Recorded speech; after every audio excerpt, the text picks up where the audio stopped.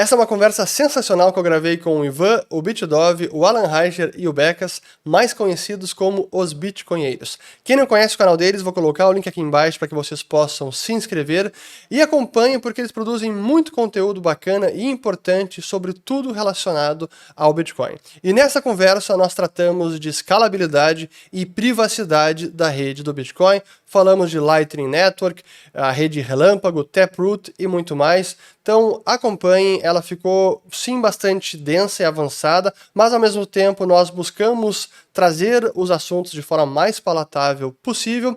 E eu sugiro que vocês coloquem as perguntas aqui no vídeo, se surgir alguma dúvida, para que assim a gente possa responder também e eventualmente fazer uma segunda conversa com os bitcoinheiros. Então, sem mais delongas, vamos à conversa e eu volto no final do vídeo.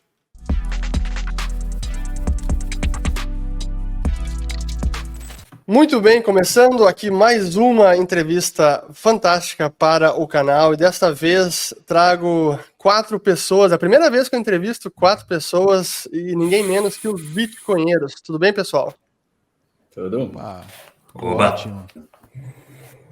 É até difícil saber quem é que fala primeiro, né? Quem é que tira o microfone, quem é que desmuta, quem é que não fala. Mas deixa para vocês se organizarem aí para ver quem é que vai responder primeiro. E como sempre, fiquem à vontade para a gente fazer uma conversa aqui bem fluida, não tem formalidade.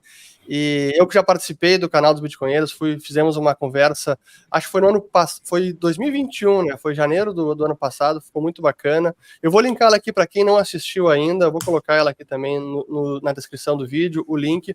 Mas eu também convido a todos aqueles que estão assistindo aqui essa conversa, que se inscrevam no canal dos Bitcoinheiros, que conheçam, é muito conteúdo bacana. Para quem gosta de Bitcoin, quer entender melhor dessa grande tecnologia revolucionária, é uma excelente fonte de conhecimento em português. E esse é o nosso tema de hoje, é falar sobre o Bitcoin, escalabilidade, privacidade e temas correlatos. Mas eu queria antes só pedir para que vocês contassem um pouco da história dos bitcoinheiros, caso alguém aqui não conheça vocês. Bom, primeiro, obrigado pelo convite. Os bitcoinheiros somos um grupo de amigos apaixonados por Bitcoin. A gente, há um tempo, vinha falando sobre o tema, conversava, discutia, e cada um, por motivos individuais, pessoais, achou que valia a pena a gente começar a gravar as conversas que a gente tinha, as discussões que a gente tinha e compartilhar isso online, né? Então, para quem não conhece, vale a pena, como o Fernando comentou, dar uma olhada lá no canal dos Bitcoinheiros. Só falamos de Bitcoin, somos bitcoinheiros, não falamos de cripto em geral. Esse é o assunto que a gente gosta, é o assunto que a gente é apaixonado, é sobre o que a gente fala. Às vezes, para quem está começando, pode parecer um canal que às vezes fica difícil entender, né? Pode parecer complexo, pode parecer muito técnico, mas a gente justamente, de maneira proposital, a gente não tenta nivelar por baixo, a gente nivela o conteúdo que a gente publica por cima, é o que a gente gosta de falar, é o que tá se falando. E a gente ajuda, ou tenta ajudar, que quem está começando possa aí subir esse degrau e acompanhar a gente nas conversas. Excelente, realmente é importante isso, por isso que eu digo, acho que em português, vocês talvez hoje sejam a principal fonte que traz mais aprofundamento do tema e não só coisas básicas, as introdutórias, como usar uma carteira, como fazer segurança, mas realmente temas mais importantes sobre o Bitcoin em geral. E o que a gente vai trazer hoje aqui também são questões que não são tão básicas, mas são fundamentais até para o futuro do Bitcoin. E tem a ver com escalabilidade e privacidade. Então, para até começar a falar desse assunto, eu estava organizando aqui algumas perguntas e buscando lá as mensagens iniciais do Nakamoto, e caso alguém aqui nunca tenha visto, deixa eu colocar na tela, porque é importante, e eu vou colocar esses links também na descrição do vídeo, para quem quiser depois vasculhar. Aqui a gente tem o white paper do Nakamoto, aliás, a mensagem que ele enviou para a lista de criptografia. Tem várias fontes dessa mensagem. Essa aqui, no caso, aparece dia 1º de novembro, mas é 31 de outubro de 2008, a data correta. Mas é bacana que quando a gente começa a estudar o Bitcoin, isso é uma das coisas mais fascinantes, tá tudo documentado, tá tudo lá. A gente consegue ver o que eles começaram a falar, quais eram as discussões, e é engraçado como hoje a gente vê as pessoas que estão entrando, caindo de paraquedas hoje, começam a ler o white paper, entender tecnicamente e pensar, esse é o grande problema, esse é o grande problema. E se você for ver, nos primeiros 3 meses, as grandes discussões técnicas e de viabilidade ou não da rede já tinham sido discutidas lá no início. Dentre elas, escalabilidade e privacidade. E aqui tem a primeira mensagem, que foi a resposta ao Nakamoto, do James Donald. Ele fala justamente sobre a questão da escalabilidade, e depois ele também menciona digamos, a característica de ser uma rede aberta, pública. Não fala aqui que é um problema, mas que para ser descentralizada ela precisa ser pública, as transações são públicas. E aí depois temos mais algumas mensagens. Eu separei aqui uma do Ralphine, que foi o primeiro cara que mostrou entusiasmo com a ideia, e aqui uma também do James Donald, essa do dia 18 de novembro, onde ele diz o seguinte, que para manter o consensus em quem tem cada moeda para manter o consenso de quem tem cada moeda, precisa ser público quem tem cada moeda. Então a gente precisa construir, ou nós podemos construir, uma camada de privacidade sobre isso, ou seja, sobre o blockchain base, já aqui mostrando como essa era uma preocupação logo no início, que eu estou falando, nem estava rodando o sistema, o pessoal já estava pensando na frente, cara, como é que a gente faz isso? Como é que a gente resolve essa questão? Então eu queria fazer essa pergunta inicial, voltando lá no início do sistema, como é que vocês viram essa questão da escalabilidade? Vamos começar com a privacidade antes. A questão da privacidade, sendo ou não um problema, como isso evoluiu, como vocês veem também essa questão hoje no Bitcoin. E fiquem à vontade, quem quiser comentar, a falar sobre isso. Na verdade, a questão da... Desculpa, pode falar. Acho que você já deu uma boa introdução, uma boa dica de qual é um dos temas importantes, né? Ou seja, esse ponto, essa importância das transações serem públicas e de saber quem tem cada moeda, ela tem um motivo. É justamente o que você falou na tua introdução. Ou seja, olhar um sistema que está funcionando e simplesmente criticar, né? Dizer, não, é ruim porque é desse jeito. A primeira pergunta é se a pessoa realmente tem um interesse genuíno, é se perguntar ou tentar entender por que essas escolhas foram feitas, né? Satoshi poderia ter escolhido construir o sistema de outra forma, dar prioridade a outras coisas, por exemplo, poderia ter feito com que as transações omitissem a quantia de moedas que são transferidas em cada transação.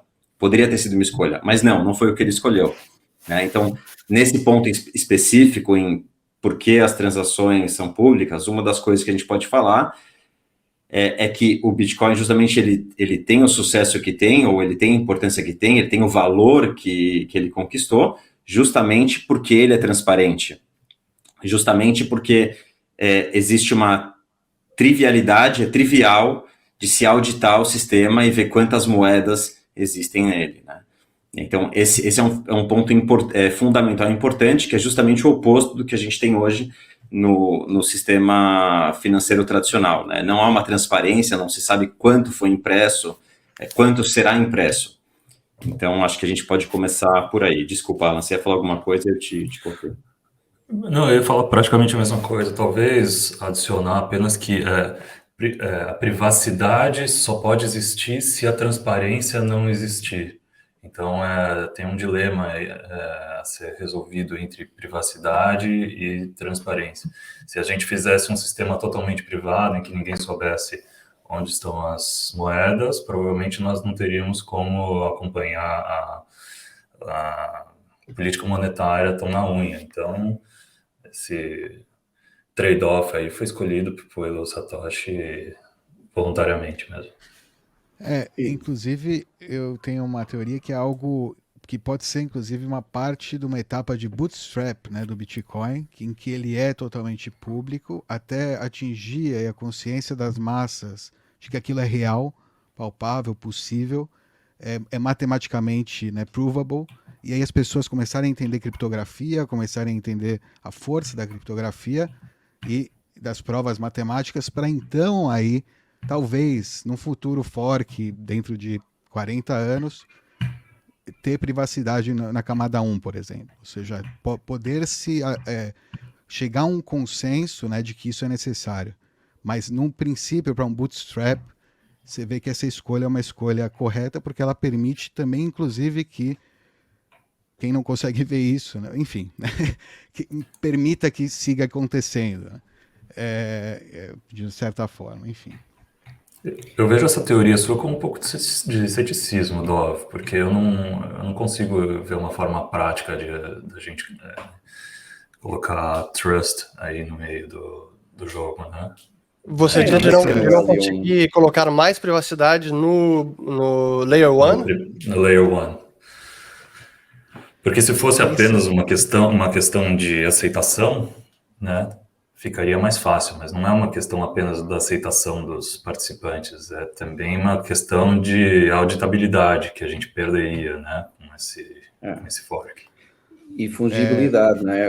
Eu acho que aqui, em muito poucos segundos, nós já tocamos em vários temas, mas é interessante que, Fernando, que lá naquela discussão que você mostrou inicialmente, já havia um pouco essa percepção, não é? E eu acho que nisso estamos todos de acordo. O Layer 1, ele tem que ser transparente, simples, auditável, e a questão da privacidade vai um pouco contra algumas dessas características, mas também é essencial que seja fungível, e o ser fungível, por vezes, algumas das técnicas de trazer alguma privacidade e complexidade, eventualmente no próprio Layer 1, iriam tornar mais difícil ser fungível. Nós depois certamente vamos falar sobre isso em um pouquinho. Então eu acho que a visão inicial é a visão mais correta, o Layer 1 tem que ser transparente, muito mais do que privado, tem que ser facilmente auditável, tem que ser simples, jamais complicado demasiado, e o sistema de consenso acaba por obrigar quase a isso, é muito difícil fazer alterações assim esquisitas e tal. Se você quiser trazer privacidade e até escalabilidade para microtransações, como dizia lá o Donald, pode fazer em segundo layer, em sidechain. Nós temos uma privacidade interessante introduzida pela Liquid, por exemplo. Temos a escalabilidade para microtransações muito bem conseguida na Lightning Network, e é assim que deve ser, na minha opinião. Portanto, eu acho que, tal como dizia o Alan, não é só uma questão de aceitação, mas é também by design, não é? Então é importante que o Layer 1 seja como é. Até para aproveitar para quem não conhece tanto dos termos e explicar um pouco das convenções aqui. Quando a gente fala de Layer 1, que seria a camada 1, é o protocolo base, é o blockchain do Bitcoin, que todo mundo sabe, está aí ao redor de 400 gigabytes. E lá onde estão registradas todas as transações. Quando se fala em segunda camada, ou Layer 2, são os protocolos que estão acoplados à camada base, ao protocolo base, e que aí permitem essa escalabilidade, privacidade e várias transações, como é o caso da rede relâmpago. Mas eu quero voltar depois à rede relâmpago, porque acho que esse é um tópico à parte importante. Mas antes, trazendo ainda essa questão dos trade-offs de engenharia, né, que realmente isso foi deliberado. Eu lembro que eu tive o prazer e a honra de entrevistar o Adam Beck em Santiago do Chile, foi dezembro de 2018. E eu perguntei justamente para ele a questão da privacidade desse trade-off, que ele enxergava isso como um problema lá no início, quando ele trocou mensagem até com o Satoshi Nakamoto. Será que ele é o Satoshi? Não sei, essa teoria começou a ter mais adeptos ultimamente. Mas, enfim, ele também lembrou que esse era um problema, que a privacidade seria muito ruim nesse sistema. Essa era uma crítica que ele tinha lá no início. Mas, realmente, quando a gente vê as discussões e as decisões, é como se o princípio, como o Dov falou, cara, temos que começar, esse é o ouro digital, e a referência a BitGold, do Nick Szabo, ela desde o início está lá. Então, o sistema base, o protocolo base, é o ouro digital, seriam as barras de ouro, as moedas de ouro. O sistema de pagamento, que aí sim vai permitir mais privacidade e escalabilidade, isso precisa estar numa outra camada. E a pergunta que eu faço para vocês é, no protocolo hoje, qual é o nível de privacidade que há? na camada 1, o quanto há ou não de anonimato, que não é correto dizer anonimato, mas realmente qual é o nível de privacidade que hoje há. Porque até essa é uma crítica de quem começa hoje, ou começa a analisar o sistema, pensa, cara, esse sistema não tem privacidade, não pode ser usado. Então, o que vocês diriam que é o nível de privacidade hoje no blockchain base, camada 1? Fernando, eu acho que vale dar um passinho para trás para falar um pouco sobre por que não tem esse nível de privacidade, de ofuscação, né, no Layer 1. Tem uma questão técnica aí também, né, como você disse, hoje em dia, se o indivíduo quiser ter uma cópia no seu escritório, na sua casa, do livro caixa do Bitcoin, ou seja, ter uma cópia de todas as transações que aconteceram desde o bloco Gênesis, desde o dia 0, ele consegue, aí menos de 500 gigas, ele consegue ter uma cópia. Colocar uma complexidade colocar privacidade no Layer 1, isso implicaria... Porque, só para explicar, privacidade é sempre mais bytes, porque você tem que adicionar ruído para ofuscar, né, o sinal, ofuscar o que é o real. Então, geralmente... E a blockchain é texto não encriptado, é texto puro. Você pode ler ela, inclusive, basta abrir o arquivo e você consegue ler tudo. Não compacta. Exato. Então, o tamanho das transações teriam que ser muito maiores, não seriam tão leves como... Ou seja, imagina que desde já há tempos que se vem discutindo como transformar as transações, deixá-las mais leves, né? Que elas consumam menos espaço no bloco. Por que isso? Porque você não quer aumentar o tamanho do bloco, você não quer que, para que você tenha uma cópia do livro caixa, você precise de 10 teras de livro caixa, né? Ou seja, isso poderia resultar em que menos pessoas teriam uma cópia do livro caixa e uma grande maioria, uma parcela dessas pessoas, teriam que confiar num terceiro para receber uma transação, para fazer uma transação, ou seja, você tiraria essa questão da soberania e descentralização também de quantas pessoas têm acesso ao livro caixa. Então, isso é importante também falar. Senão seria muito simples, né? Aumenta o bloco, deixa a transação complexa, do tamanho que for, e não é bem assim. Então, também isso foi uma escolha proposital. Agora a gente pode falar, desculpa, eu tive que dar um passinho para trás prossiga. Quão privado é hoje, quão anônimo é hoje. Se alguém quiser dar continuidade aí. Eu acho que é falacioso dizer também que o Bitcoin não oferece privacidade. Na verdade, é um sistema aberto e que se você quiser ser privado, você consegue. Né? É um sistema pseudônimo, não é anônimo. Mas se você entrar certo e sair certo, ninguém vai saber quem você é. A questão é que, da forma transparente como é e da forma com que os sistemas e as corretoras e o mercado em geral se estruturam, é muito fácil você pegar informações em cada um desses entes e bater com informações do usuário e tirar conclusões por Chain Analytics. Então, não quer dizer que o Bitcoin ele não é ativamente privado, mas também não é ativamente cagueta. Tá? Você mesmo tem que se caguetar para acabar entrando no radar de alguém. É um meio termo, né? E nesse sentido... Desculpa. Fala. Que nesse sentido ele te obriga, né, como usuário, a pensar adversariamente e não se acomodar. Eu escuto muito o pessoal de Monero falar, não, você precisa de Monero que é um dinheiro privado, 100%, não tem erro. Aí o cara tá nessa nuvem, né, acha que quando ele está dentro daquela rede ele está, né, 100% privado, não tem erro, e não presta atenção em várias outras coisas que alguém que está usando o Bitcoin, que sabe que não está 100% privado, está prestando atenção, seja em mascarar o seu IP, não revelar a identidade, mandar para um endereço... Coisas né, de OPSEC que o cara talvez achando que tem privacidade total, né, não se preocupa, né?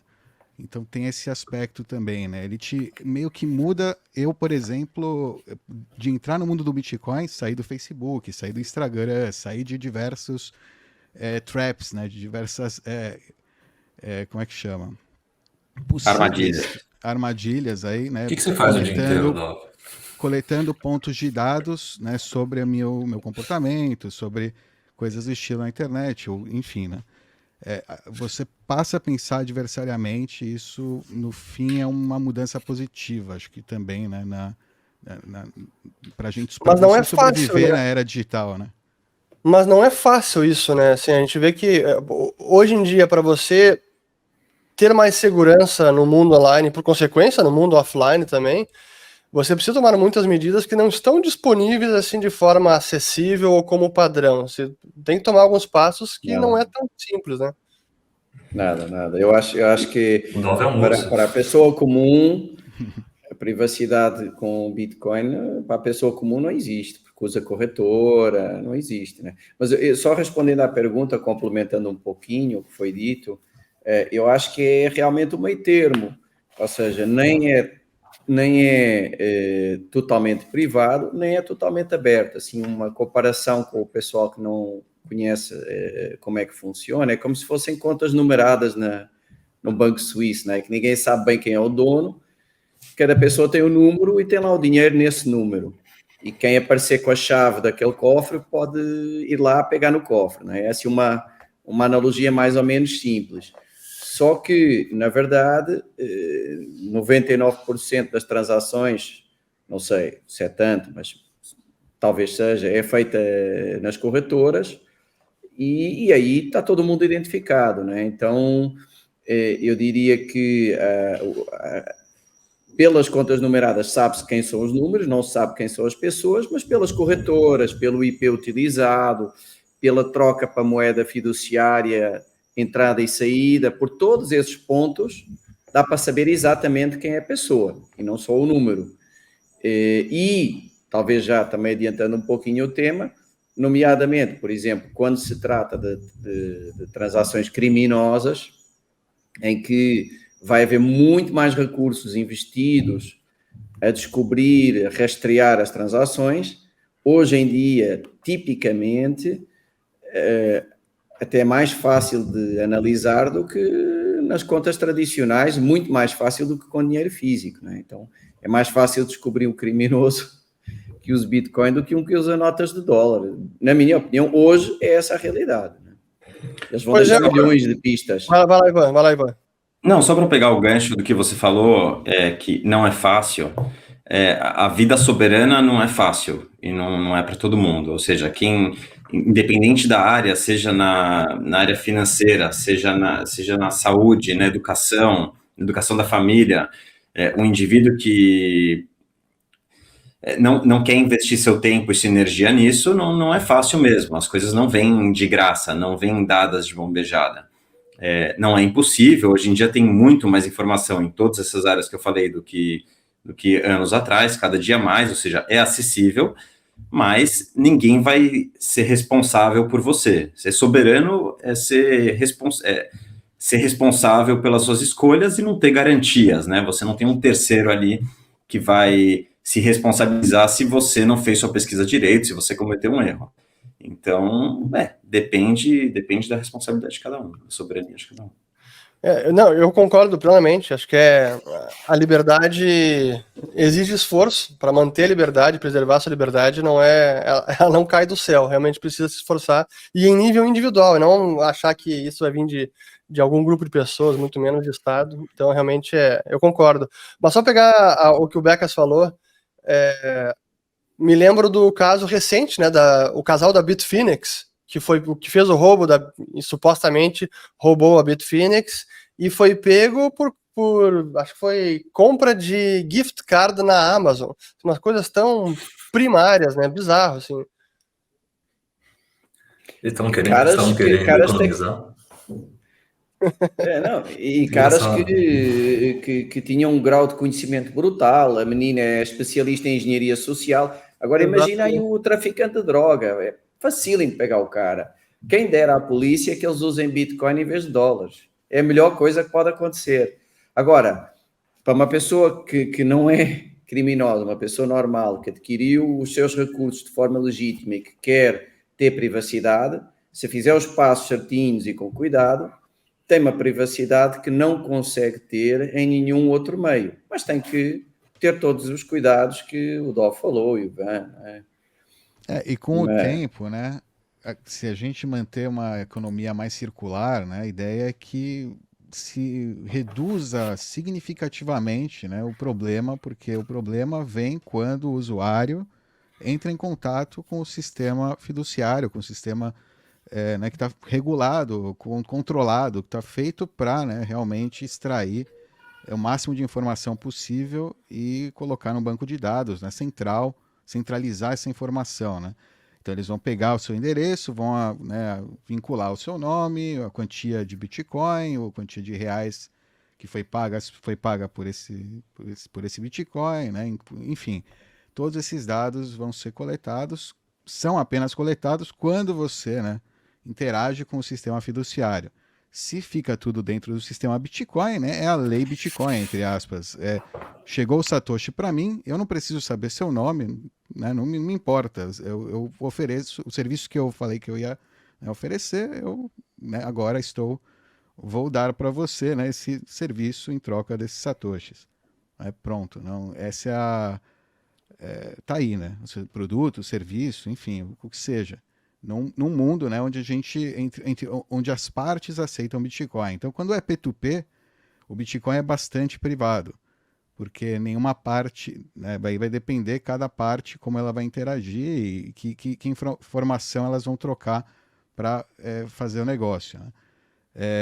É possível chegar a você ter privacidade de toda a sua quantia de Bitcoins, basta você usar endereços diferentes. Tem gente que usa CoinJoin, por exemplo, que é uma técnica para misturar moedas e desvincular as moedas, a origem da moeda, daquela moeda, né, que você vai gastar. Então a pessoa que está recebendo ela só sabe sobre aquela moeda, aquela fração, não sabe o que tinha antes disso, né, quanto, de que conta veio, né, entre aspas, de que endereço veio. Então isso facilita, isso é uma forma de obter fungibilidade, não fungibilidade, né, mas mais privacidade do seu stack, né, né, da sua conta inicial, em relação a um terceiro com quem você está interagindo. Mas mesmo, né, que você interagisse, tem terceiros que não são todos os terceiros que estão avaliando, né, aquilo, o que se importam realmente. Sim. Então também depende com o terceiro que você está lidando, não precisa passar por esse, né? Fica aquela confiança, né, entre usuários da rede. Até acho que esse ponto é importante. A gente está falando aqui de privacidade e de fungibilidade também, para aqueles que não entendem por que um está intimamente ligado ao outro.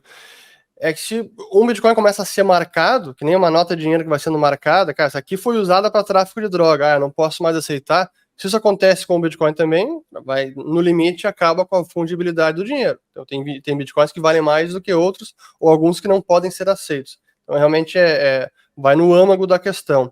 Mas sobre a privacidade, eu vejo que tem um problema hoje em dia, onde quem busca privacidade automaticamente já é visto como suspeita. Como assim? Por que você quer ser mais privado? Por que você quer mais privacidade para você? O que você quer esconder? É quase que o que as pessoas pensam intuitivamente. Pô, se ele quer mais privacidade, algum crime ele está cometendo. E normalmente, eu que já participei de muitos eventos e palestras, etc., às vezes o pessoal pergunta, com o Bitcoin, o GDEL nem precisava mais da mala de dinheiro, ia ser tudo com o Bitcoin. E no começo eu tinha dificuldade de responder essa pergunta, depois eu respondo da forma que eu acho que é a correta, onde o objetivo com o Bitcoin não é permitir que o crime seja praticado, mas é impedir que surja G10 da vida. É um sistema que impede criação de dinheiro por banco público, amigos do rei. Muda completamente a coisa, é atacar na raiz e não atacar os sintomas do problema que a gente tem hoje em dia. Mas como é que vocês defendem isso? Como é que vocês abordam a questão de privacidade, seja no canal, seja com amigos e conhecidos? Por que a privacidade é importante? Essa é uma questão filosófica boa. Uma ótima pergunta. Acho que tem algumas formas de abordar esse tema, né? Uma delas a gente pode falar pelo caminho da liberdade de expressão, né? Ou seja, se você não se preocupa com que outras pessoas, que tem um grupo de pessoas censurando o que cada um pode falar, enfim, quais são os seus valores, né? O que é importante para você? Aquela frase do Snowden, né, não significa que você não tem nada para falar, né? Uma coisa assim. Ou se você não se preocupa com a liberdade de expressão, enfim, Enfim, Acho que se você não se preocupa com a liberdade de expressão, você não tem nada que vale a pena escutar. nada Se nada para falar que vale a pena escutar, algo desse tipo. Exato. É porque você. Exato. exatamente. Então, a questão da privacidade é você preservar a sua liberdade e preservar a liberdade da sociedade como um todo de poder agir e transmitir informação de maneira livre, né? Isso é um valor fundamental, ou seja, quem faz esse tipo de pergunta é porque, de alguma forma, distorceu os valores de liberdade do ser humano, né? De propriedade privada, o mesmo, né? Você imagina uma janela, né? Você coloca a cortina ou não? Você deixa aberta ou não, né? Por que você decide fechar a janela? Você tem algo a esconder, né? O que você tem a esconder? Se você pensar assim, você abre tudo, né? Coloca uma câmera na sua casa 24/7, Ando Big pelado por Brother, aí. né? A ideia é evitar ao máximo, né? Manter ao máximo a sua privacidade, a sua autopropriedade, né? Quase uma autopropriedade, autocustódia, direito à autopreservação, sei lá, né? Vai por aí, né? Mais do que qualquer outra coisa.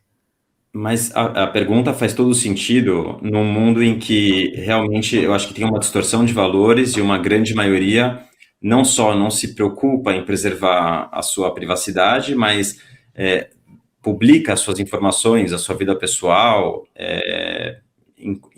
ou até coisas que são desinteressantes, até o que é desinteressante, o que não interessa para ninguém, o que está comendo, o que está fazendo, para onde viajou, o que fez, o que deixou de fazer, em qualquer tipo de rede social, né? Então, é uma inversão de valores. A gente vive hoje em dia num mundo em que uma grande maioria não só não se preocupa com a privacidade, mas em que expor a sua privacidade, de alguma forma, tem aí, não sei se tem um valor, mas tem uma busca aí por uma aceitação dentro desse grupo de pessoas. Então, acho que talvez por isso pensar. Eu queria só complementar a analogia do Dov, que eu acho que a privacidade não é só a cortina na janela, mas é também a tranca da janela. Ou seja, ela também tem um fator que, a meu ver, aí eu interpreto sempre muito na visão pessoal, né? Para mim é o mais importante. É mais importante a tranca da janela do que a cortina. Então, mais do que só evitar olhares curiosos, é um tema de proteção. Eu vou dar um exemplo muito simples, né? Que é o fato de você conseguir ofuscar e tornar difícil o acesso aos recursos que eventualmente tenha em Bitcoin, é uma medida também anticonfisco, porque nós vimos agora, por exemplo, na história do Canadá, não é, dos caminhoneiros, em que houve ações estatais muito mais fortes do que eu imaginaria em 2022 num país civilizado, de praticamente de confisco, de bloqueio de bens, não é? Então eu acho que a liberdade de expressão, ela depende de uma certa proteção económica básica do indivíduo. Elas andam ligadas. É difícil você dizer o que quer se o preço disso é perder tudo o que juntou ao longo da vida num segundo, né? Então eu acho que a privacidade tem um fator importante de proteção contra movimentos arbitrários, principalmente estatais, né? Que é quem teria força para mais facilmente usar essa informação pública sobre você para agir, né? E para agir de uma forma violenta, né? Quer complementar, Ivan? É que a gente teve um programa recentemente que falou um pouco disso, né, esse tema de privacidade, e eu acho que a última coisa, a cerejinha aí que vem no bolo para complementar o que o Becas falou, é que hoje em dia, depois de tudo que a gente já viu acontecer, governos abusarem do seu poder para invadir a privacidade de indivíduos, nada mais é você ter privacidade, privar pela sua possibilidade de manter a sua privacidade, nada mais é do que legítima defesa. né? Você está se protegendo de um agente, de um grupo que já se mostrou, enfim, que você não pode confiar, que quando há um desejo, eles podem ultrapassar os limites do que era convencionado como enfim.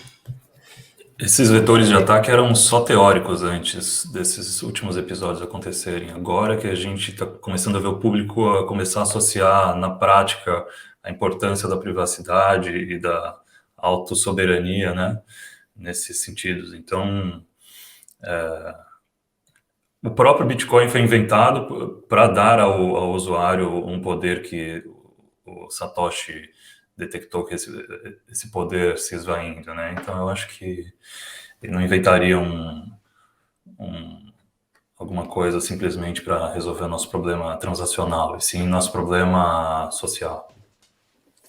Esses são pontos importantíssimos, e o caso do Canadá realmente, assim, não é assustador, porque quem já exercita esses cenários adversariais, você pensa nessas questões, e quem está nesse mundo Bitcoin, claro, sabe que isso é plenamente possível. Quem é brasileiro, que viu o confisco do Plano Collor, já sabe que isso pode acontecer.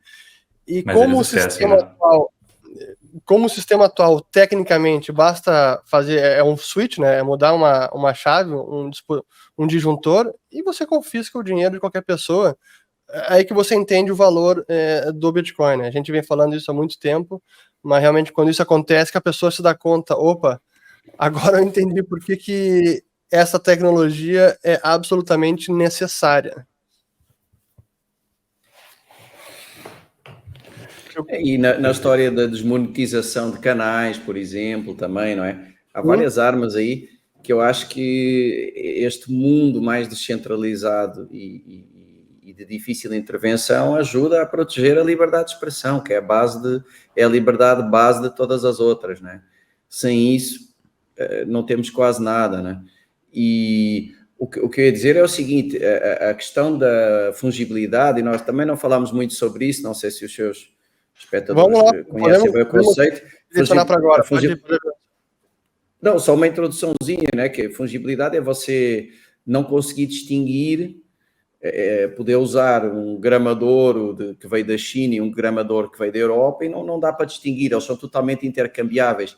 E isso existe em Bitcoin, portanto, o Bitcoin do cara do tráfico de droga e o que foi adquirido numa mineração tem o mesmo valor, são intercambiáveis, mas há algumas ações no sentido de não ser assim, não é? Então é preciso também ter cuidado, porque a base de todo este arcabouço que nós estamos falando de soberania e descentralização é a fungibilidade. Se você atacar a fungibilidade, diminui muito estas características positivas. Então, por exemplo, através das corretoras, há algumas medidas nesse sentido, não é? Dizer, olha, a corretora não pode aceitar Bitcoin que veio desses endereços, e mandaram lá no Canadá, fizeram isso, não é? Mandaram uma lista e tal. Então, é importante haver muita vida para além das corretoras, não controlada por essas regulações, e garantir assim que sempre haverá fungibilidade. Se todo mundo começar a colocar tudo nas corretoras, acaba por estar a trocar 6 por meia dúzia em relação aos níveis de controle que já existem nos sistemas fiduciários, né? Então, é muito importante estar vigilante contra isso. A característica da fungibilidade é uma das características principais de Bitcoin, que não pode, de forma alguma, ser atacada. Um Satoshi é um Satoshi, né? Um Bitcoin é um Bitcoin, independente. O ouro, né? Se você parar para pensar, o ouro, se vem da China ou da Inglaterra, ele tem diferença. Ele tem um selo, ele tem uma autenticação.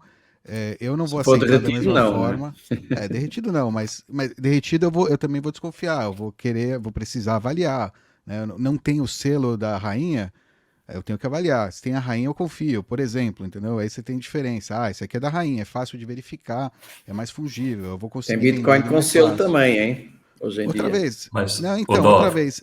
Entra no mesmo problema que a gente entrou no padrão ouro, a gente pediu a bênção de terceiros, de reguladores, quando na verdade, né, a solução mais simples é não esquecer a bênção deles e pensar um Bitcoin é um Bitcoin, um Satoshi é um Satoshi, eu aceito todos igual, não importa, né, o que você me diga. E eu vou usar ele na economia Bitcoin, não vou, né, passar para quem quer regular, quem quer colocar, né, selinho de aprovação ou não em Satoshi, em UTXO, né, em bits e bytes que estão rodando solto pela internet.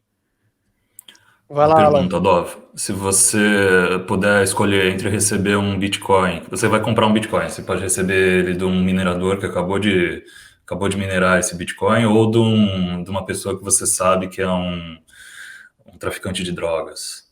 Do minerador. Do minerador. Por que Se eu você escolhe sei- isso? Porque se não eu tem sei do fungibilidade minerador, se eu suficiente não para sei- você. Não, é a mesma coisa que eu te falei. Se eu sei que ele é de origem chinesa ou origem londrina, eu vou pegar o londrino, se eu tenho opção. É a O mesma problema é coisa. poder E o ouro é saber ouro isso, igual. entendeu? Não, mas o que eu digo é que o ouro é ouro igual, o Satoshi é Satoshi igual, entendeu? Se ele é o que é. É mais fácil eu autenticar o Satoshi. Para mim, o Satoshi, se ele não é aceito pela corretora não sei o quê, no fim das contas, na verdade, não me importa. Obviamente, né, se eu posso escolher, eu vou escolher o que eu sei que eu posso usar, né, em mais coisas. Não tem dúvida, né? Claro, por uma questão de que ainda eu tenho que interagir com um mercado que tem essa falha, né? Mas eu, como pessoa, se eu estou recebendo por um serviço, eu não me interessa. Eu não quero nem saber de onde você tirou isso aí. Temos um Aí, se eu problema sei, aí. eu sou cúmplice, né? Aí, para mim é problema. Eu não quero saber, entendeu? É dinheiro, é como dinheiro. Você não quer saber. Se você vende um serviço, você não quer saber de onde o seu cliente tirou um bem, né? Especialmente um produto, né? Até serviço, Você não independente quer, mas e se você da natureza souber? do serviço. Hã?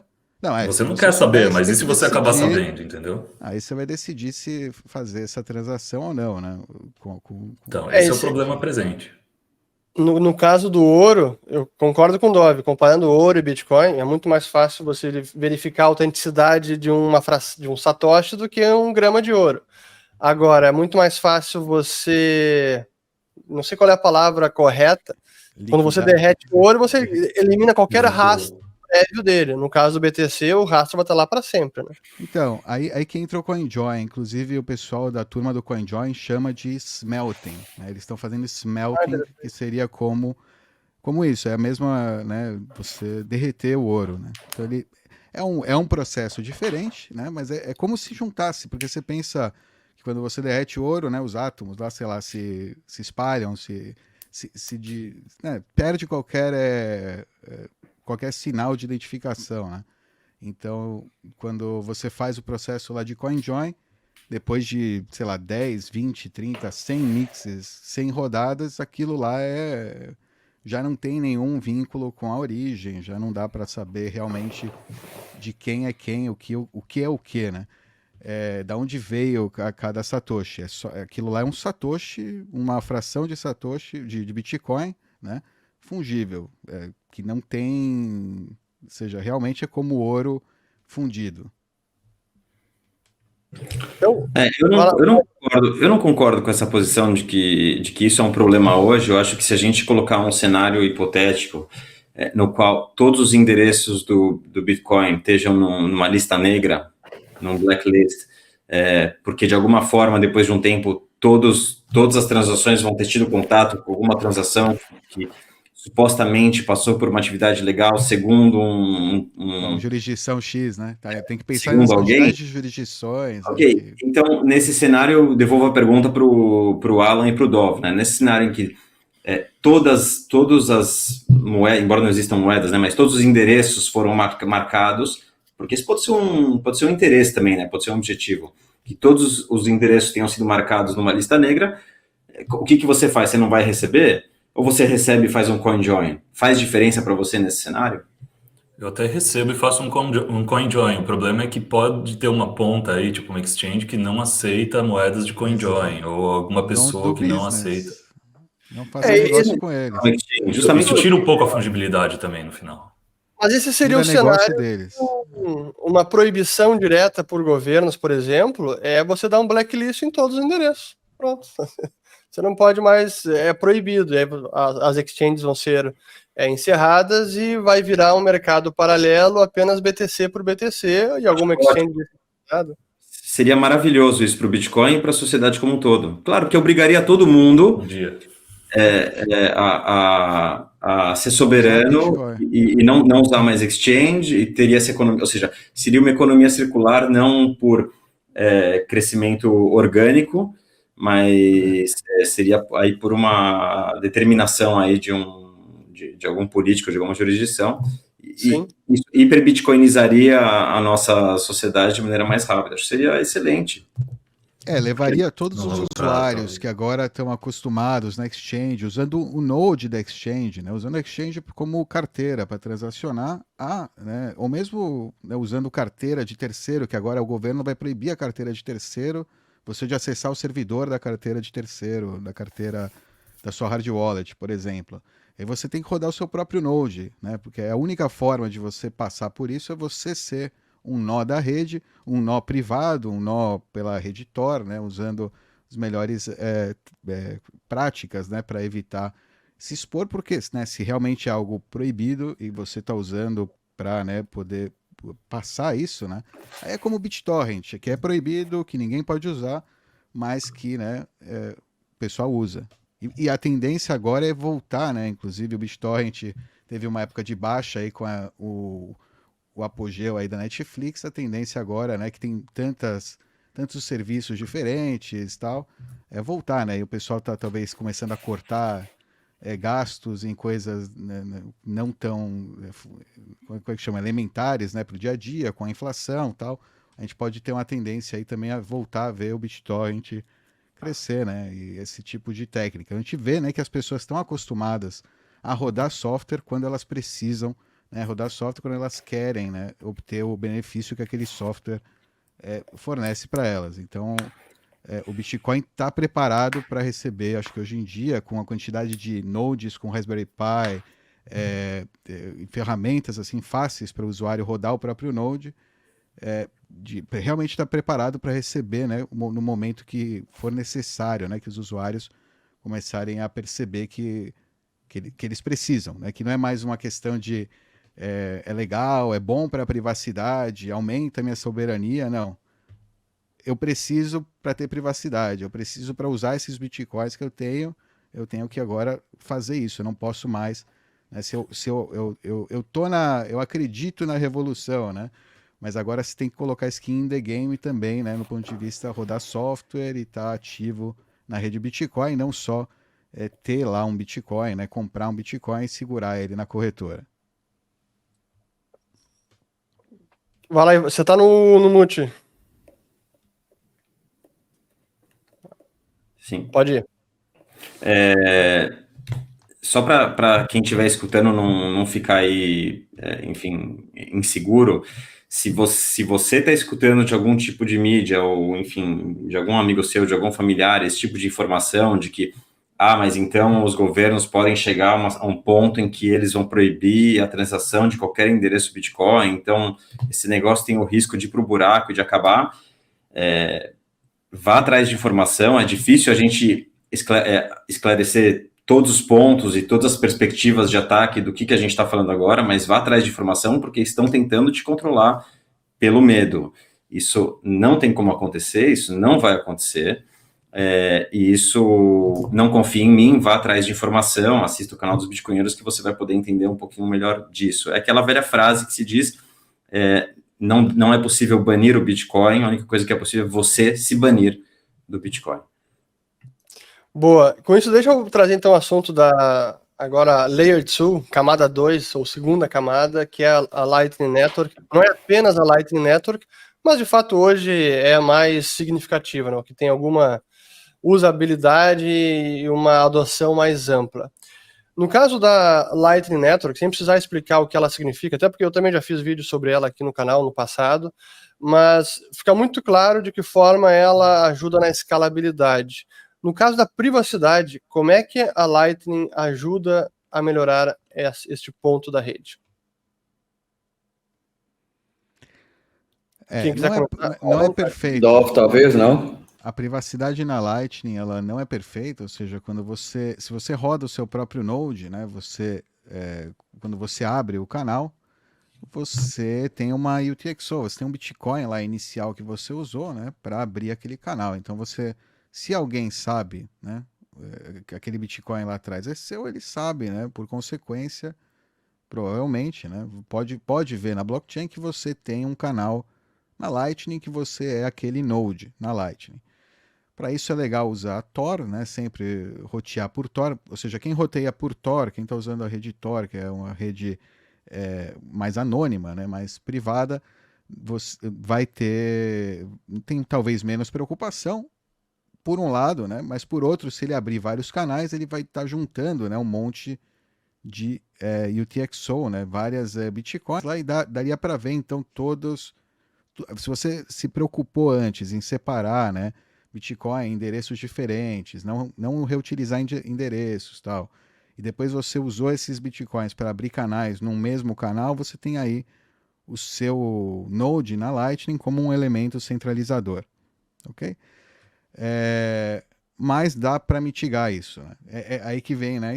Ou seja, é algo que você sabe que acontece, você pode, né, mitigar, assim, como não reutilizar endereço, você não reutiliza, né? Ou seja, você não vai usar UTX para abrir canais, bitcoins que não estão mixados ou que misturam, ou que revelam mais, né? Do que já foi revelado on-chain, do que já dá para ver on-chain. Não vai, ou seja, você vai evitar juntar. Tem que ter um pensamento aí. Esse é o caso do usuário soberano, né? O usuário soberano tem que ter essa preocupação. O usuário que não é soberano, o usuário que vai usar talvez um servidor de terceiro, sei lá, uma carteira, sei lá, Phoenix ou Zebedee, ou tem várias carteiras, vários provedores, Breeze, diversos, Wallet of Satoshi, enfim, eu gostaria de citar todas aqui, né, para não parecer que eu estou fazendo publicidade para um. Não, porque cada um aí é um modelo de segurança diferente, é um modelo de custódia diferente, uma jurisdição diferente. Então, você tem que avaliar aí segundo a sua situação, né, segundo os seus modelos de ameaça, os seus riscos, ou de quem você quer se proteger, qual, né, carteira usar. Então tem diversas opções e você pode utilizar a Lightning para fazer trocas rápidas e desvincular, ou seja, utilizar a Lightning, como é barato transacionar na Lightning, fazer transferência entre carteiras, você pode, né, entrar por uma carteira, passar para outra, só em Bitcoin, via Lightning, e utilizar ela, né, fazendo swaps, que a gente chama, tipo, e passando por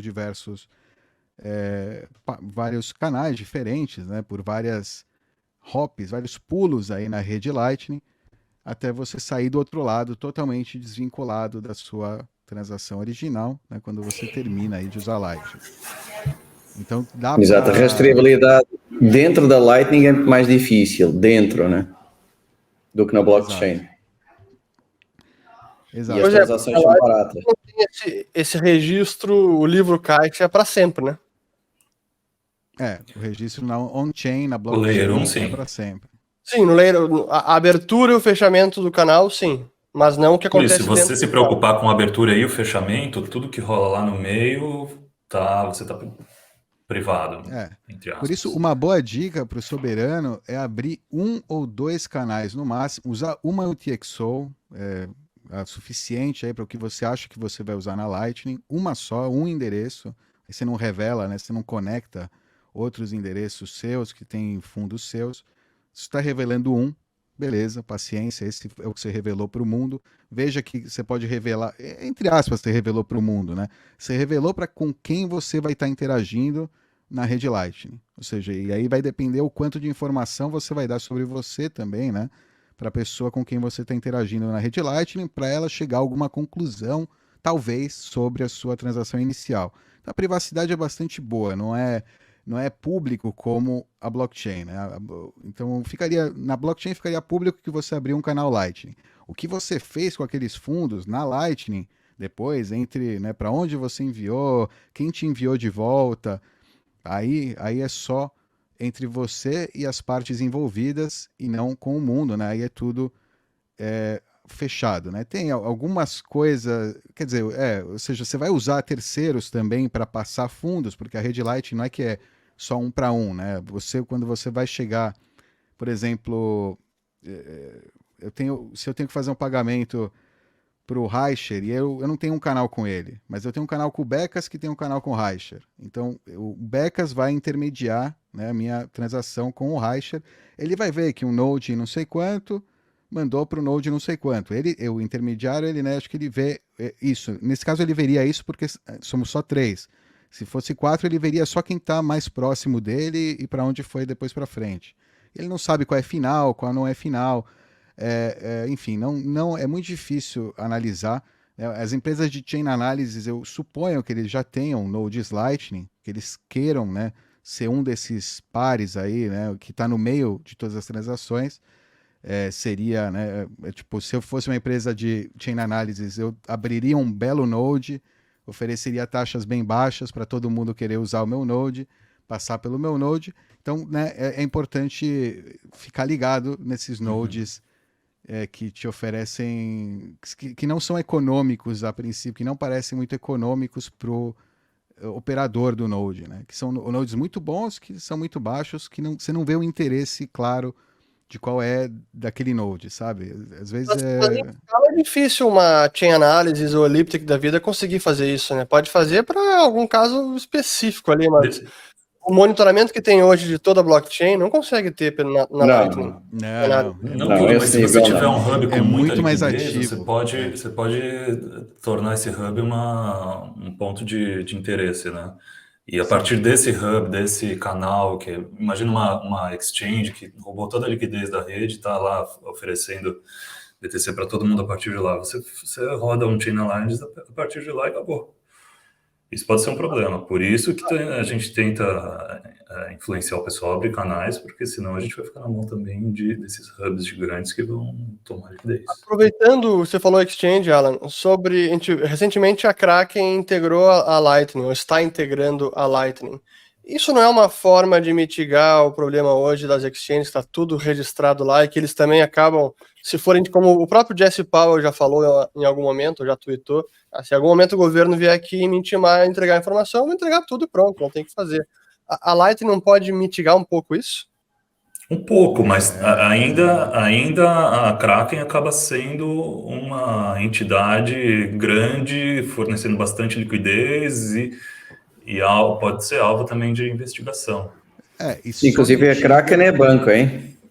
A Kraken tem licença bancária nos Estados Unidos, então dentro das corretoras ainda é das mais reguladas. Mas achei legal o movimento de Lightning. Eu acho que é mais pouco cliente deles pagar menos taxa de entrada e saída.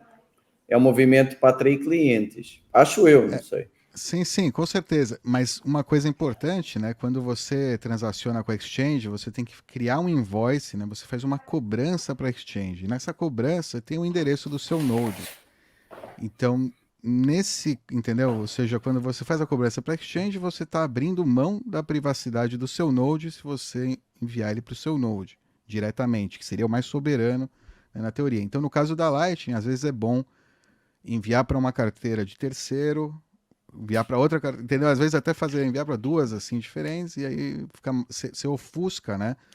Ou seja, para Tether, para Kraken, ele enviou para uma Phoenix, ele sabe que ele enviou para uma carteira Phoenix, ele vai ver o node, vai ver no gráfico da rede, né, com que canais ela tem aberto, vai ver que tem canal só com a Phoenix, então vai entender que é uma carteira Phoenix, mas daí ele não vai saber o que você fez, né? Mais para lá, ele vai saber que foi para uma Phoenix.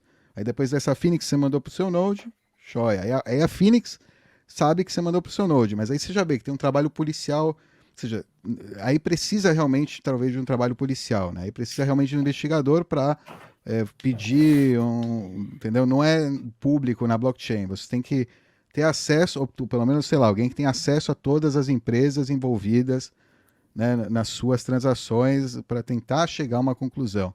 Então é bem mais complicado, né? Mas ainda dá para não ser privado na Lightning, ainda tem que tomar, né, cuidados, porque tem chaves públicas, né? Tem informação que é pública. Sim. Até aproveitando, antes de falar, eu queria falar sobre o Taproot também, que foi ativado em novembro do ano passado, que é uma melhoria para camada 1, né, o protocolo base. Mas além da Lightning, algum outro protocolo que pareça ser promissor para trazer seja privacidade, seja escalabilidade? A gente, Liquid, acho que não Liquid, podemos não falar na Liquid. Né? Nenhuma rede descentralizada, né? Eu diria, mas protocolo sim, tipo a Liquid. A Liquid com o LBTC é uma sidechain federada de Bitcoin que traz as duas coisas, traz mais privacidade e mais escalabilidade. As transações são mais rápidas, mais baratas e mais privadas, porque dá para ofuscar alguns dos dados da transação, dá para não revelar, do que na blockchain. Portanto, a Liquid acho que cumpre bem esse papel. Não acho que seja totalmente concorrente com a Lightning, porque são perfis um pouco diferentes, não é? Mas a Liquid acho que enriqueceu bastante aí a questão do segundo layer. A Liquid seria o mais próximo da ideia do David Chaum de eCash, que era que dependia de entidade centralizada ou semi-centralizada? Semi-centralizado, eu acho que sim. Acho que sim, exatamente, é isso. É um sistema federado. Eu não gosto desse termo semi-centralizado. Para mim, ou é descentralizado ou é centralizado. Fica meio esquisito. Pronto, Uma coisa semi-centralizada, ela obrigatoriamente é centralizada. É federado, né? A Liquid é federada. Você tem... mas repare, na prática não é tão centralizado como parece, porque inicialmente eu usei a Liquid já quase desde o início para testar e acho legal. Inicialmente, para você trocar BTC para LBTC, tinha que ser o que eles chamam PEG-IN e o PEG-OUT através de um dos nós federados. Hoje em dia, como já tem muito mais liquidez, você troca sem nenhum dos caras da federação saber, porque você faz um swap. Você tem um cara que tem LBTC e quer trocar por BTC e você quer o contrário, vocês trocam os dois, fazendo duas transações, né? Uma na blockchain entre os BTCs e outra na Liquid entre os LBTCs. Mas não há nem PEG-IN, nem PEG-OUT. Foram duas transações feitas sem intervenção de nenhum dos federados, em paralelo. E então, quer dizer, até a própria Liquid talvez seja hoje muito mais descentralizada do que se pensava inicialmente, né? O modelo federado como sidechain não me choca, tem que haver os verdadeiramente descentralizados, tem que haver, mas para algum tipo de coisas não choca. Inclusive você entrar, sair, dar um grau de anonimização extra. A Liquid ela escala nesse modelo, né, onde ela funciona com nodes profissionais, porque ela é 10 vezes mais pesada, né, que o Bitcoin. Cada transação é 10 vezes mais pesada. Hoje em dia ela é barata porque a rede é pouco usada, mas não é uma garantia que é barato, que seguirá barato, né? Se realmente tiver muito volume, muito uso, tem uma competição por espaço em bloco, tem mais blocos por tempo, né? Acho que é 1 minuto. Isso também, por ser mais centralizado, né? Por não ser um sistema onde os nodes são totalmente descentralizados, dá para ter mais blocos por tempo, porque as máquinas, os nodes estão todos bem conectados, né? Não existe mineração, é outro modelo, né? Não é o Bitcoin. O Bitcoin precisa daqueles 10 minutos, tá? Então eles fizeram melhorias por questões, né? Ou seja, a escalabilidade, entre aspas, que vem aí disso é por uma questão de centralização do tipo de máquina que é usada, do tipo de player, né? Que pode entrar na rede, que pode... Mas só respondendo à questão do eCash, eu acho que, na verdade, o eCash servia a vários fins, né? No fim específico de microtransações de pagar café, eu acho que é mais adequado a Lightning, tá? Onde eu acho que a Liquid entra é mais em algum tipo de utilizações empresariais e tal. Para pagar um café ou comprar... Correto? Desculpe. Perdão. Inclusive é onde a Blockstream tem focado mais, né? Mais para instituições, não tanto para baleias. Exatamente. E os baleia transferindo entre exchange, que quer privacidade da blockchain, mas que não se importa com confiança, porque já, né, entre confiança na exchange, confiança nesse sistema de federados, né, A exchange muitas vezes é parte do. São Sim, federadas, né? É uma federadas. da Liquid. Mas o exemplo típico do cafezinho, eu acho que é Lightning, aí sem dúvida. Vai lá, Ivan. Só para tentar resumir e simplificar para quem está escutando também, o que é importante é que a gente está falando aí já de coisas muito avançadas, né? Estamos falando de escalabilidade, de Lightning, de Liquid, que é uma sidechain, enfim. Existem várias soluções para darem escalabilidade e privacidade ao Bitcoin. Está muito cedo ainda. O que é importante é que o protocolo base, o Layer 1, que a gente chama, que é o Bitcoin, esteja funcionando e cumprindo os seus objetivos. Isso é o que acontece, certo? Que sua escassez continue conforme ela foi programada. O Bitcoin, pela sua característica de ser um sistema de código aberto, ele permite que soluções como Liquid, Taproot, PayJoin, Lightning, etc., sejam criadas infinitas soluções como essas, né? Isso é só uma questão de tempo. Há os incentivos, há a possibilidade, e é só uma questão de construir em cima do protocolo base do Bitcoin. O que acho que pode confundir para quem está começando e está entrando agora puxa, estou escutando eles falarem, pelo jeito o negócio de escalabilidade ou de privacidade não é tão simples assim, me falaram de uma tal de X, né, uma shitcoin aí. Ou seja, o caminho não é esse. O importante que quem está escutando tem que entender é que o Bitcoin é um sistema de código aberto e que ele vai permitir qualquer implementação que seja criada ou que seja testada numa shitcoin e funcione, seja interessante e tenha consenso, aliás, não precisa nem ter consenso, ela pode ser criada em cima do Bitcoin. O que precisa de consenso, tem consenso e entra no protocolo base, assim como foi com o Taproot. Isso é o que é importante as pessoas saberem, levarem dessa conversa que pode parecer muito técnica e confundir às vezes, né? Não, excelente, Ivan. Então, já aproveitando a deixa, falando de Taproot, que para quem não sabe é o nome de uma atualização muito importante. Eu diria que depois do Segwit, que foi outro nome de atualização importante lá em 2017, depois do Segwit é a mais importante que foi ativada na rede, né? Então, de que forma o Taproot melhora a escalabilidade e a privacidade? Quem quiser começar, fica à vontade. Já falamos disso algumas vezes, mas é um tema técnico, às vezes a gente tem que voltar. Alguém quer arriscar começar a falar? Não, ninguém quer Docker, assim. Oi? Basicamente, o que ele permite, e vou falar de maneira bem superficial para não entrar muito em detalhe e não correr o risco de cometer algum equívoco, tá? Mas hoje em dia, você pode criar uma transação imaginar uma árvore com diferentes condições, né? A partir do momento em que essa transação ela é executada, ela é cumprida, todas essas condições, até as que não foram usadas, têm que ser reveladas são reveladas ali publicamente na time chain. Enfim, isso tem uma série de implicações. Primeiro, isso ocupa mais espaço, né, porque você tem que publicar ali todas as condições. Tem uma questão de privacidade também, porque alguém que tem interesse naquela transação pode verificar e tentar tirar algumas conclusões, né, deduzir alguma coisa. Então, o Taproot ele permite que essa árvore seja toda comprimida em uma fonte só, em um tronco só, né? E quando essa condição da transação ela é cumprida, apenas a condição, o contrato que foi realizado, ele é colocado na blockchain. O resto fica oculto. Basicamente isso. O que você explicou é o chamado MAST, correto? Exato, é uma parte do... que...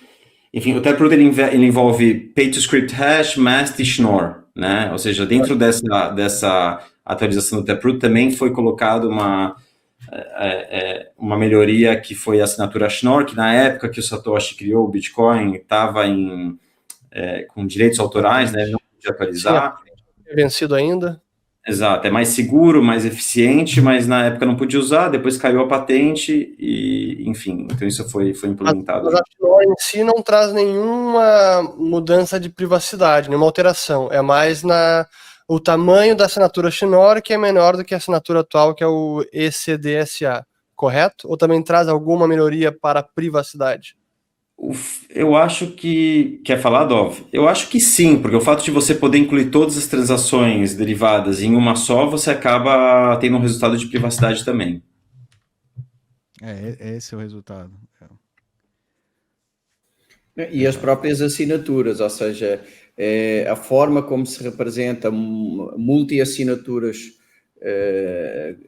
conjugadas ofusca assinaturas envolvidas, as assinaturas envolvidas. Então, quer a não revelação... Perdão. Exatamente, né? Quer a não revelação naqueles scripts de contratos das cláusulas que não foram bem-sucedidas e apenas da bem-sucedida, quer agrupar as assinaturas numa espécie de um hash, né? Que não revela as partes individuais, as duas coisas contribuem para a privacidade.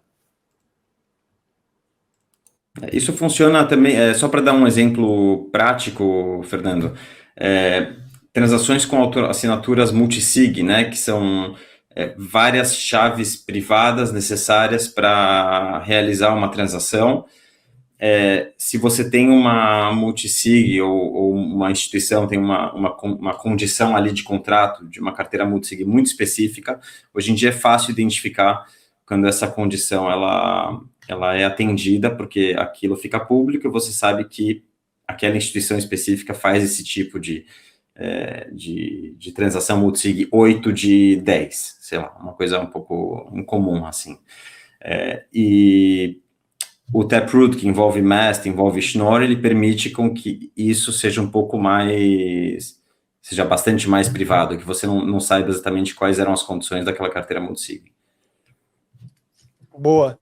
Então já estamos com 1h11 aqui, não quero tomar muito tempo de vocês, a gente pode ficar falando aqui a noite inteira, mas enfim, além do Taproot, que já está ativado, alguma outra atualização que está no radar, está no pipeline, que pode também mudar profundamente aí o protocolo, trazer novidades, seja em escalabilidade, seja em privacidade, e em segunda camada também alguma novidade, ou é aperfeiçoar o que hoje já existe que precisa ser melhorado, como a própria Lightning? Eu acho que é tão cedo, a gente acabou de ativar a Taproot no base layer, né, na base, na camada base. A maioria das carteiras, os improvements, as melhorias que a gente acabou de comentar, a maioria das carteiras ainda não implementou, então a gente não tem, né, usuários como eu, usuários comuns, usando, né, carteiras que tem Taproot, criando endereço Taproot, criando multisig com Taproot, abrindo o canal Lightning com Taproot.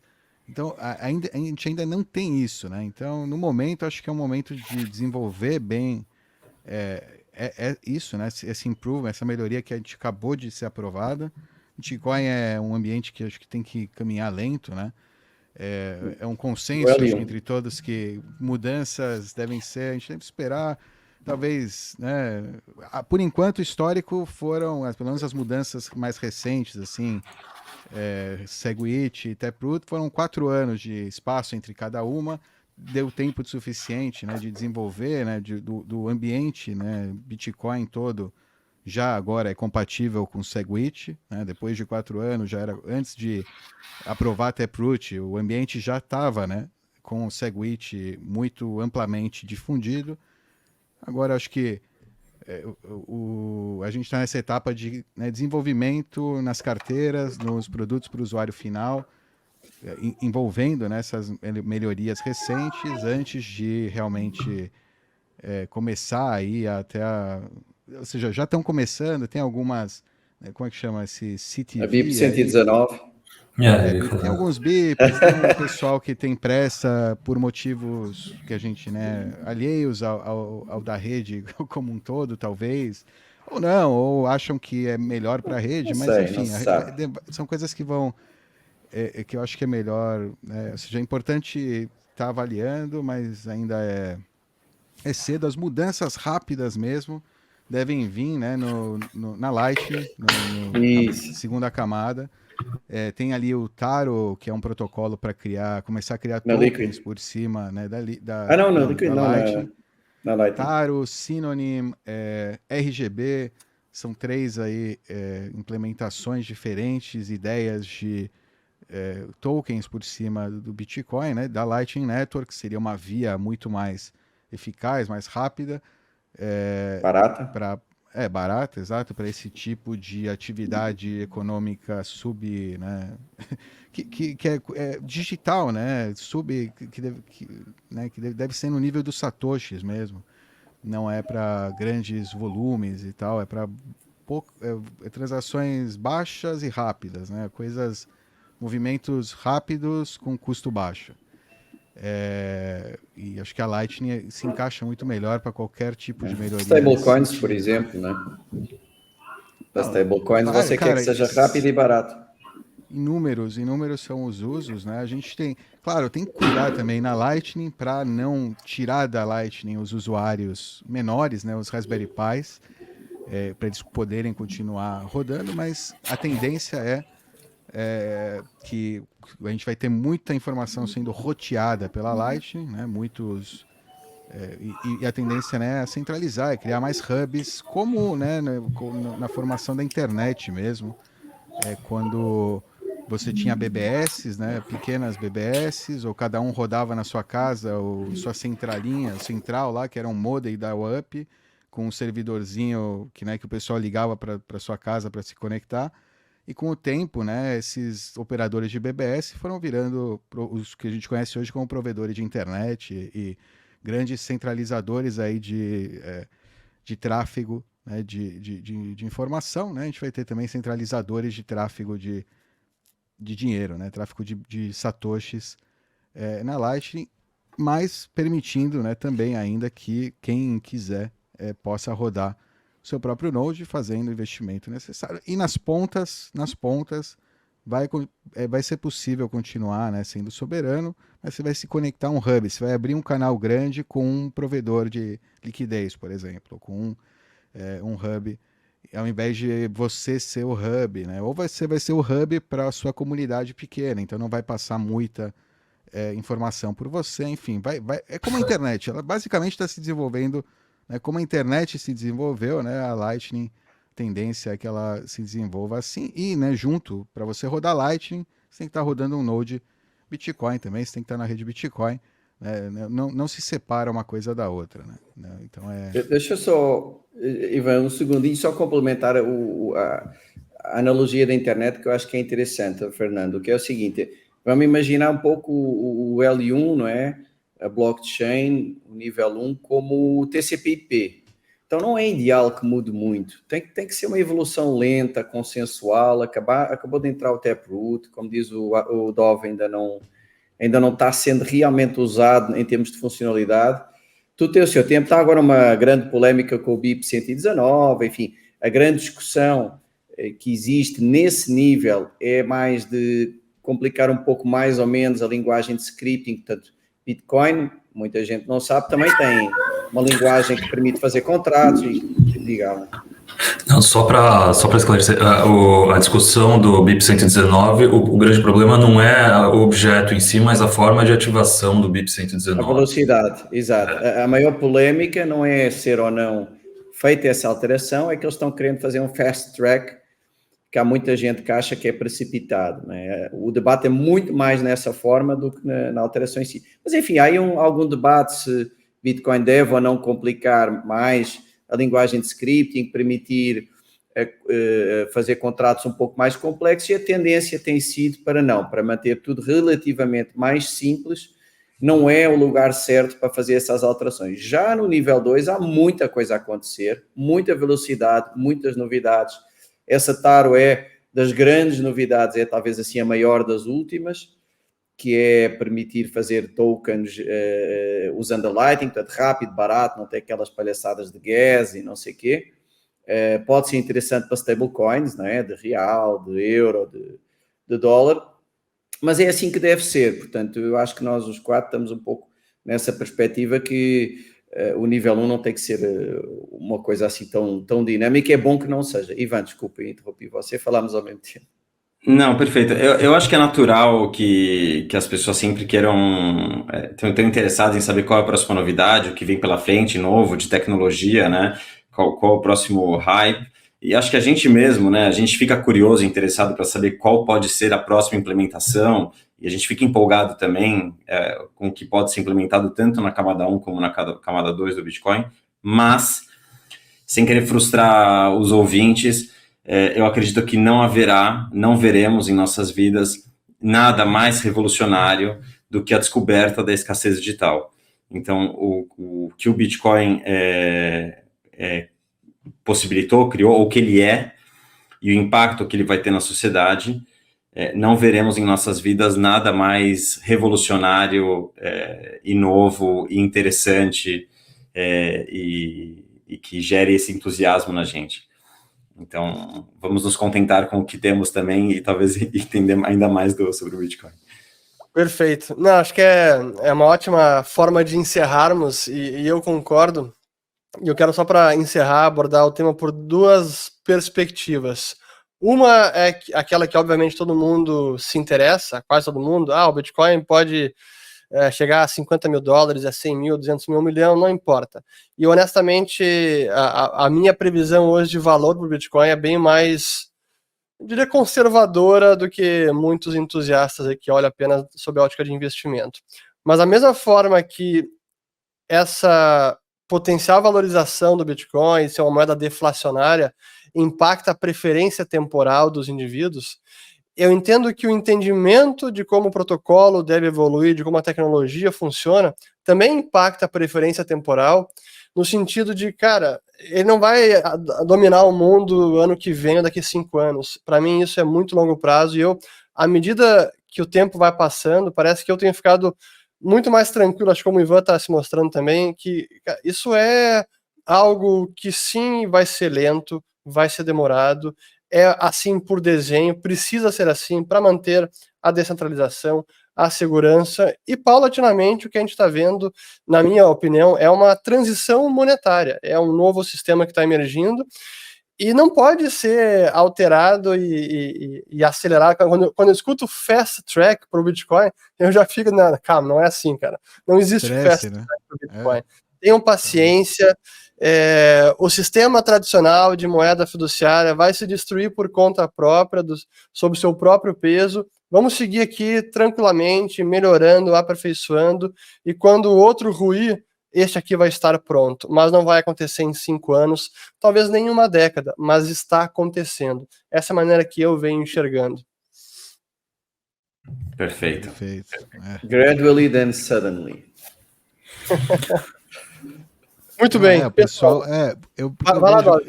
o pessoal fala que a gente tem que colocar esse BIP novo aí, porque estamos perdendo mercado para altcoins.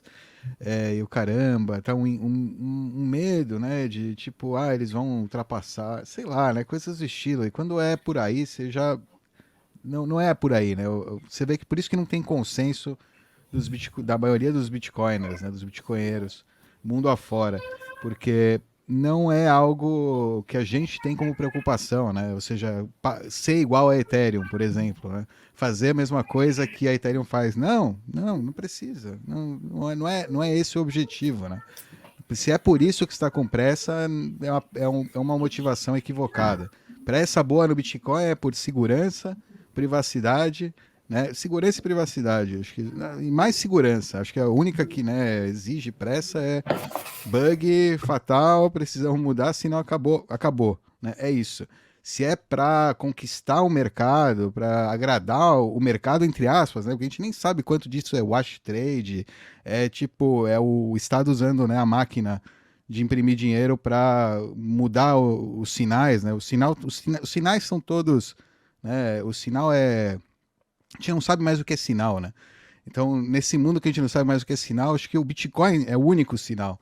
Então, a gente não pode mudar o Bitcoin baseado em sinais falsos, né? A gente tem que continuar focado no sinal que é o Bitcoin, segurança acima de qualquer outra coisa, né? Segurança e estabilidade acima de qualquer outra coisa. Muito bom.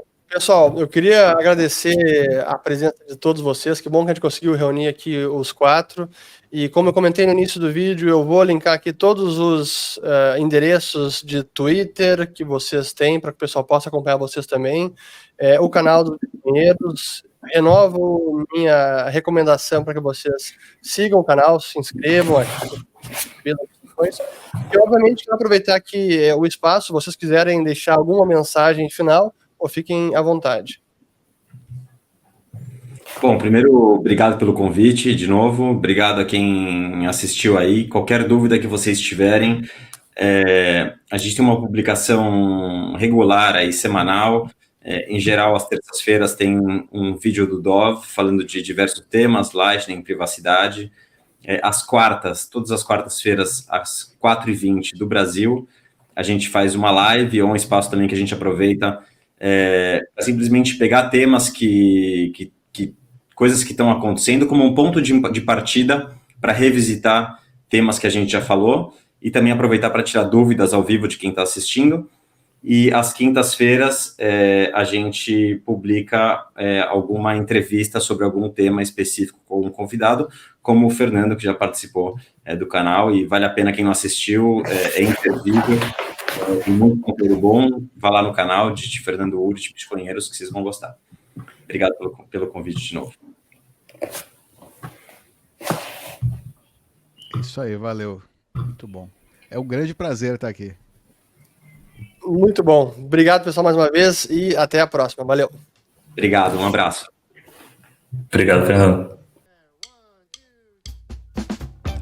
Muito bem, espero que tenham gostado dessa conversa, realmente importante para entender o rumo da rede do Bitcoin. E renovo o convite para se inscrever no canal dos Bitcoinheiros e seguir todos eles, Ivan, Bitdov, Alan Reicher e Becas. Até o próximo vídeo. Valeu!